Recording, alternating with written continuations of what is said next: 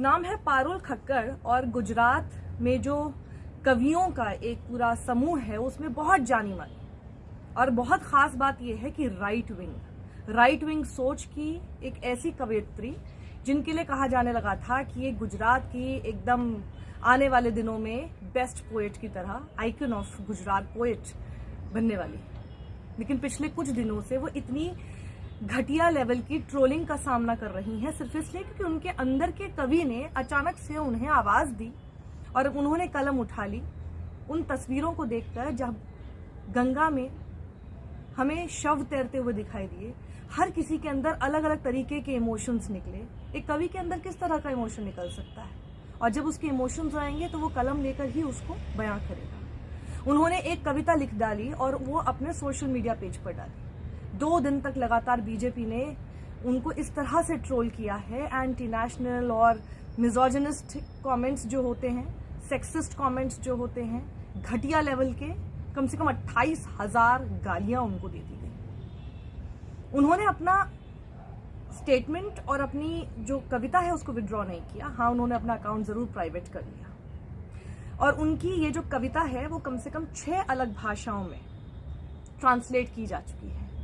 सिर्फ 14 लाइन की ये कविता है और मैं आज यहाँ पर उनकी उस 14 लाइन की कविता को और ज्यादा बल देने के लिए आ बैठी हूँ और मैं उनकी हिंदी में जो ट्रांसलेशन है कविता की वो आज आपको सुना देती हूँ और इसको ज्यादा से ज्यादा लोगों तक पहुंचाइएगा जरूर। देखते हैं जो इनको बोलना है, जैसे बोलना है बोलने दीजिए। आज तक फर्क नहीं पड़ता तो अब क्यों फर्क पड़ेगा। तो अब जरा मैं आपको बताती हूँ कि आखिर उनकी कविता क्या थी। सुनिएगा। सबसे ज्यादा दिक्कत इसी बात को लेकर हुई कि इस कविता में उन्होंने नेकेड किंग बता दिया, यानी वस्त्रहीन राजा, और इसका नाम है शववाहिनी गंगा।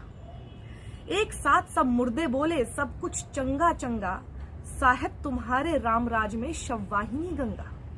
खत्म हुए शमशान तुम्हारे खत्म काष्ठ की बोरी, खत्म हुए शमशान तुम्हारे खत्म काष्ठ की बोरी, थके हमारे कंधे सारे आंखें रह गई कोरी।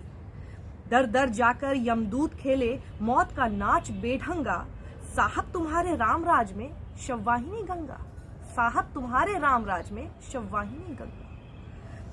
नित लगातार जलती चिताएं राहत मांगे पल भर, नित लगातार टूटे चूड़ियां कुटती छाती घर घर, देख लपटों को फिडल बजाते वारे बिल्ला रंगा। ये बिल्ला रंगा, रंगा बिल्ला, इससे भी बहुत आहत हुआ है बीजेपी की साइड रोल आर्मी। देख लपटों को फिडल बजाते वारे बिल्ला रंगा, साहब तुम्हारे रामराज में शववाहिनी गंगा। साहब तुम्हारे दिव्य वस्त्र दैदित्य तुम्हारी ज्योति, काश असलियत लोग समझते हो तुम पत्थर ना मोती। हो हिम्मत तो आके बोलो मेरा साहब नंगा, हो हिम्मत तो आके बोलो मेरा साहब नंगा, साहब तुम्हारे रामराज में शववाहिनी गंगा। तो इनको अपनी ये कविता लिखने की वजह से क्या क्या तो नहीं सुनना पड़ा, क्या क्या तो नहीं सहना पड़ा। लेकिन सबसे अच्छी बात यह है कि जो गुजरात में जो पोएट्स की अपनी एक ग्रुप है, समूह है और कम से कम उसमें 1000 से ज्यादा आर्टिस्ट हैं, उन सब लोगों ने पारुल खक्कर का समर्थन किया है। वो सब कह रहे हैं कि ये बहुत गलत तरीका है जिस तरह से इनको अटैक किया जा रहा है। उन्होंने किसी पॉलिटिकल मोटिवेशन के आधार पर नहीं लिखा। अब ये देखिए ना कि जब तक आपके हिसाब से बोलती रही या फिर आपकी विचारधारा के हिसाब से रही तब तक वो आपके लिए बहुत अच्छी थी। She was the next big icon of Gujarat. लेकिन जैसे ही उन्होंने अपनी मन की बात देखकर जो व्यथा, एक कोई भी भारतीय उन तस्वीरों को देखकर व्यथित ही महसूस करेगा, तो जैसे ही उन्होंने ये किया लोगों को बड़ी दिक्कत हो गई और न जाने क्या क्या इनको बोलना शुरू कर दिया गया।